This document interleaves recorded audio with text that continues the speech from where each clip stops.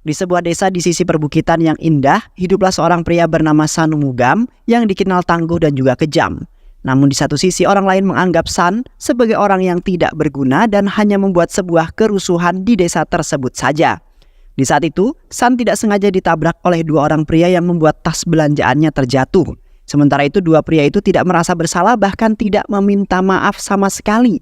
Dan akhirnya di saat itu terjadilah sebuah perkelahian antara San dengan dua orang pria itu yang dibantu oleh beberapa teman-temannya.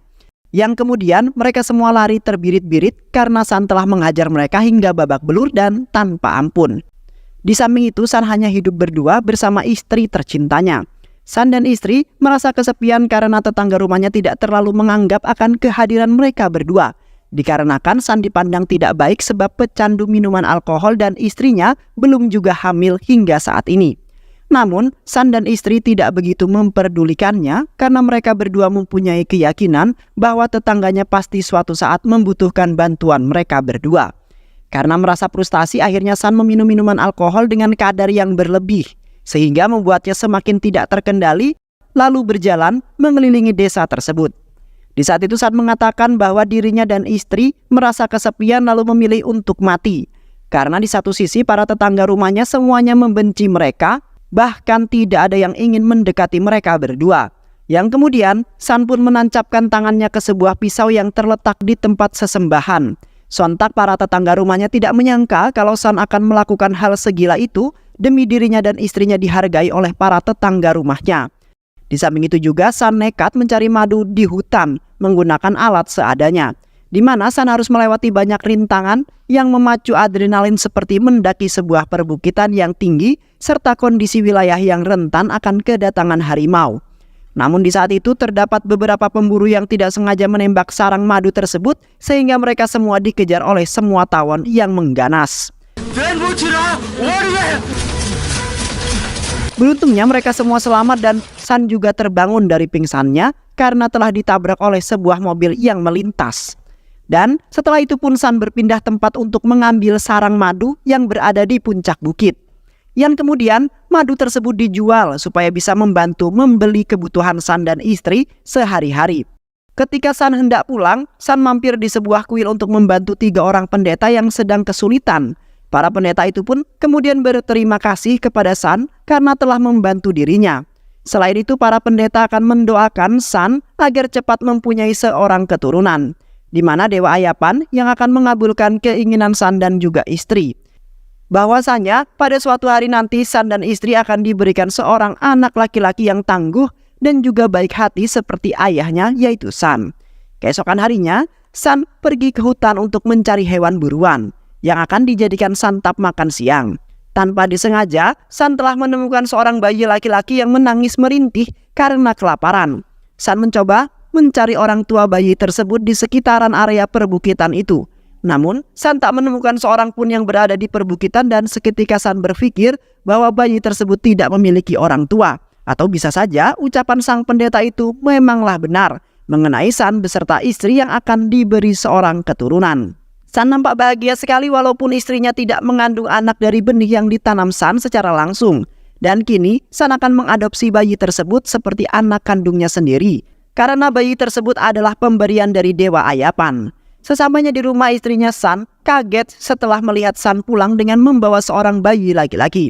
Dengan semangat San mengatakan bahwa istrinya mengadopsi bayi tersebut. Dikarenakan bayi tersebut ditemukan di area perbukitan dan tidak melihat seorang pun kedua orang tua dari bayi itu. Sontak istrinya pun mengajukan diri menjadi yang pertama untuk mengasuh bayi itu, lalu memberi nama bayi tersebut dengan nama Mani.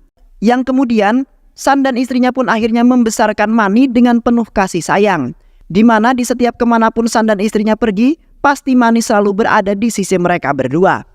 Di saat San mengadopsi Mani, San seketika teringat akan kisah dirinya yang masih menginjak usia kanak-kanak, di mana ayahnya di waktu itu telah pontang-panting mencari pekerjaan, namun tidak juga diterima dimanapun. Dikarenakan ayahnya dulu tidak bersekolah yang membuat ayahnya kini tidak bisa membaca dan juga menulis.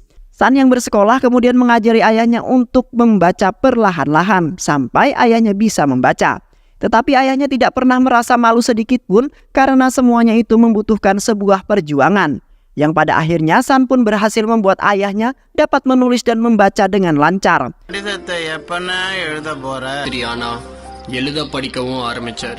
Seiring berjalannya waktu, Mani tumbuh dewasa dan menginjak usia kanak-kanak yang senang sekali dalam bermain. Di saat itu Mani kebetulan telah menemukan busur milik nenek moyangnya dulu yang tersimpan di gudang rumahnya. Mani kemudian bersikeras meminta kepada San untuk mengajarinya cara bermain panah dengan benar. Sebenarnya, San agak ragu untuk mengajarkan Mani dalam bermain panah, karena ditakutkan Mani akan menyalahgunakan keahlian memanahnya tersebut. Namun Mani memaksa San dan istri untuk tetap mengajari dirinya dan akan nekat pergi ke hutan sendirian jikalau San tidak mengizinkannya. Setelah itu San mengantarkan Mani ke seorang ahli panah yang akan membuka pembelajaran pemanahannya. San sangat yakin sekali bahwa putranya Mani dapat menguasai teknik memanah dengan sangat cepat. Namun, di masa pelatihannya, terlihat Mani tidak belajar sama sekali melainkan hanya bertugas mengambil anak panah milik siswa lainnya. Sepulangnya Mani dari latihan memanah, Mani hampir saja terkena sebuah tembakan dari beberapa orang yang memburu hewan liar. Mani kemudian berlari terbirit-birit karena ketakutan dengan suara tembakan yang sangat kuat dan mengadukannya kepada San. Terlihat San sangat khawatir dengan Mani lalu memarahinya karena Mani telah melewati jalur hutan, di mana para pemburu liar berada di sana untuk menangkap hewan-hewan liar yang sebenarnya dilindungi. San sebenarnya sudah berusaha menghalangi para pemburu itu untuk menangkap hewan-hewan yang berada di hutan di sisi perbukitan. Namun, mereka semua tidak mendengarkan perkataan San, di mana mereka memiliki bos yang selalu mengarahkan anak buahnya untuk menangkap semua ekosistem yang sekiranya dapat dijual dengan mahal. Dan sampai kini San dan warga lainnya tidak bisa melarang mereka semua, karena sebagian warga juga ada yang bekerja dengan bos para pemburu tersebut. Setelah itu San dengan sigap pergi ke sebuah markas milik bos para pemburu untuk menjemput temannya Durai. Durai telah dikabarkan oleh istrinya bahwa selama 2 hari belum juga kembali ke rumah. Namun San terkejut setelah melihat Durai yang sudah terkapar di tanah dalam keadaan yang sekarat, di mana bosnya telah menggorok lehernya Durai karena Durai telah mengadukan mengenai pemburuan liar kepada para polisi hutan, yang nantinya bos para pemburu tersebut akan dikenakan sanksi yang sangat berat karena sudah merusak ekosistem alam. Seketika San yang merasa tidak terima atas kematian Durai pun langsung membantai habis anak buah bos para pemburu dengan sangat kejam. Karena San tidak terima temannya diperlakukan sesadis itu, hanya ingin melindungi hewan-hewan yang dilindungi oleh negara. Ya akhirnya mereka semua pun kewalahan setelah melawan sang harimau hutan yaitu San yang perkasa.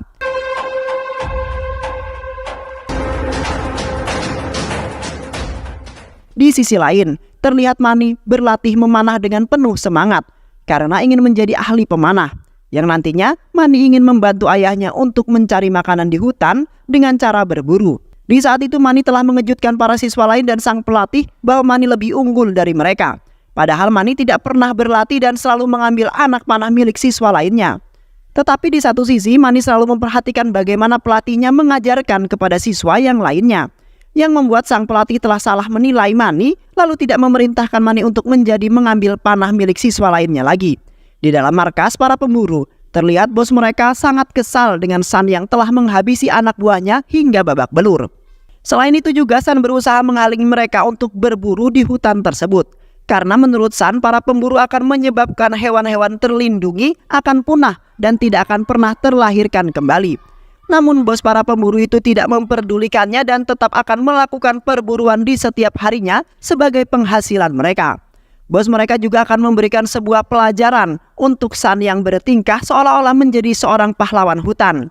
Beberapa hari kemudian, di desa tersebut mengadakan sebuah perlombaan panah yang hanya diikuti oleh anak-anak. Di sana anak-anak nampak serius dalam memanah agar mereka dapat memenangkan perlombaan tersebut, di mana anak-anak telah menunjukkan skill memanahnya dan hanya terlihat satu orang yang nampak unggul. Sementara Mani mengikuti perlombaan tersebut juga, namun sang pelatih panah berusaha menghalangi Mani agar tidak ikut serta. Beruntungnya Mani dibantu oleh inspektur polisi yang ingin melihat keahlian Mani yang katanya jago dalam memanah. Mani pun langsung meluncurkan anak panahnya dan benar saja, panah peserta lain berhasil ditembus oleh anak panah milik Mani. Sontak San yang melihatnya tidak menyangka sama sekali bahwa anaknya Mani dapat melakukan hal tersebut. Dan pada akhirnya Mani pun menjadi pemenang dalam perlombaan pemanahan tersebut. Setelah perlombaan usai, Mani ditantang oleh teman-temannya untuk memanah seekor burung. Lalu dengan sebuah taruhan uang jikalau Mani berhasil memanahnya. Mani pun dengan cepat langsung meluncurkan anak panahnya namun tidak mengenai sasaran. Teman-temannya pun merasa sangat kecewa lalu mengatakan bahwa kemenangan Mani tadi hanyalah sebuah kebetulan saja. Seketika Mani pun menyangkal ucapan temannya dan mengatakan bahwa dirinya tidak berniatan untuk memanah burung yang tidak bersalah tersebut. Karena ayahnya selalu mengajarkan agar menjaga ekosistem alam yang kini di desanya sedang terancam punah. Maka dari itu, Mani akan memulai itu semua dan berusaha untuk menghalangi orang-orang yang ingin memburu hewan-hewan yang dilindungi oleh negara. Ketika San beserta keluarga kecilnya itu hidup bahagia, San seketika teringat dengan ayahnya yang dulu tidak bisa merasakan kehidupan yang sangat indah dalam jangka waktu yang lama. Di mana ayahnya San sangat senang sekali karena dirinya sudah bisa membaca berkat San yang mengajarinya. Namun di satu sisi, ia telah mendapat sebuah surat dari bank yang menyatakan bahwa pihak bank telah menyita rumah mereka berdua. Sontak mereka berdua pun menangis histeris karena mereka berdua kini tidak memiliki tempat tinggal lagi. Sementara ayahnya hanyalah pekerja pembuat bata dan juga San masih harus melanjutkan pendidikannya. Namun ayahnya tidak memiliki jalan keluar untuk menyelesaikan masalah tersebut. Dan ditambah tidak ada siapapun yang mau membantu mereka berdua ketika dalam kesulitan. Yang pada akhirnya ayahnya San pun bunuh diri dengan cara menggantungkan dirinya karena sudah tidak ada pilihan lagi untuk hidup. Di samping itu San dan juga putranya Mani pergi ke kuil lalu menyucikan diri San di sebuah sungai. Supaya San dan putranya Mani terjauh dari mara bahaya yang bisa datang kapan saja. Terlihat San tidak diberkati oleh pendeta melainkan oleh putranya sendiri yaitu Mani. Di mana San beranggapan bahwa Mani adalah utusan dari dewa yang selalu membawa keberuntungan di dalam hidupnya San. Karena San sudah merasakan sendiri setelah kehadiran Mani di dalam hidupnya membuat keberuntungan datang kapanpun San inginkan.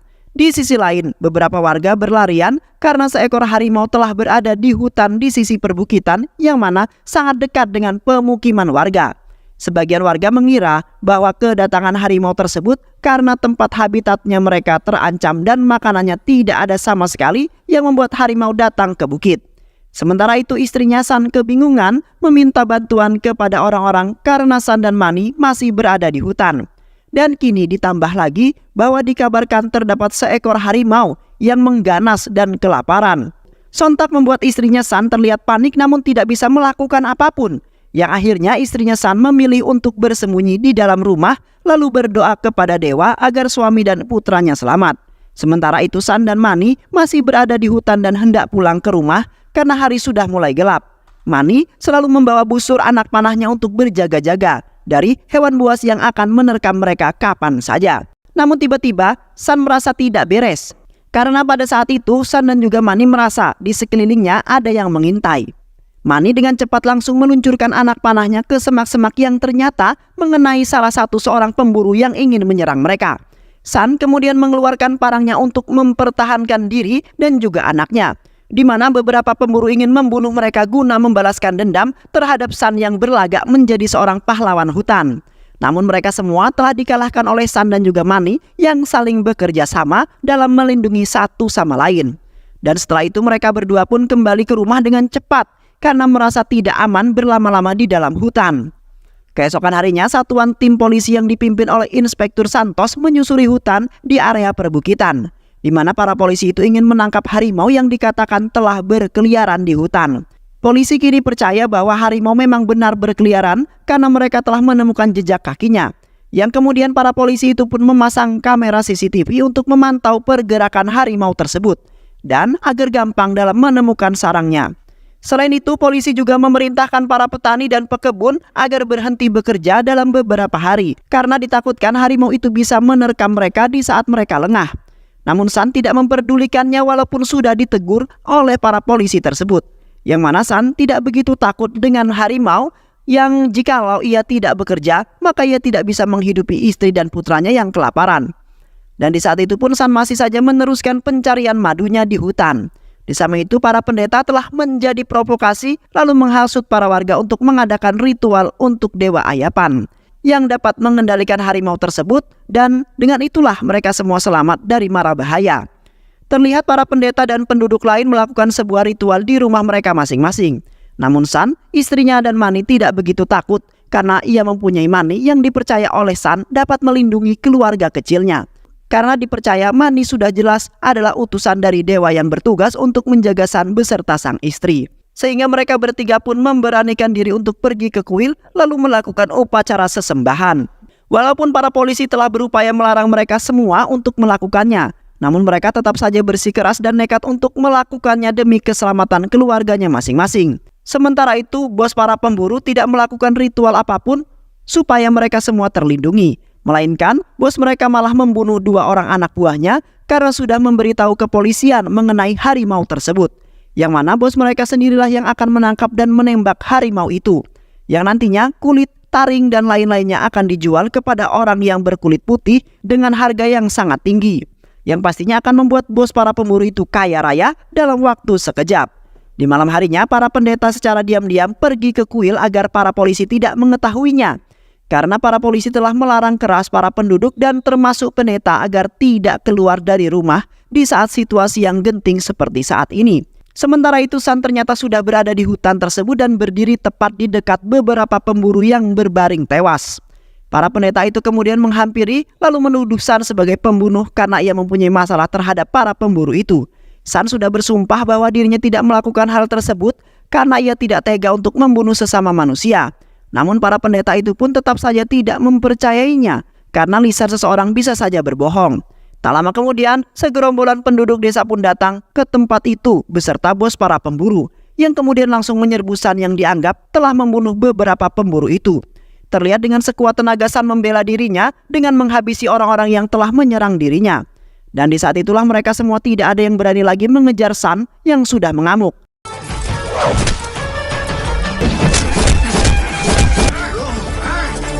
Di samping itu, salah satu pendeta telah menamparnya lalu mengikat San di sebuah pohon. Para pendeta itu memiliki niatan untuk menumbalkan San untuk harimau yang sedang kelaparan tersebut. Karena menurut mereka dewa telah mengatakan bahwa harus menumbalkan salah seorang yang dianggap sangat hina dan sering membuat masalah. Namun Mani bersikeras meminta kepada pendeta dan yang lainnya agar tidak melakukan hal tersebut. Mani kemudian berjanji akan menyelamatkan para penduduk desa dari serangan harimau, di mana Mani akan menangkap harimau itu sendiri lalu memperlihatkan ke semua orang.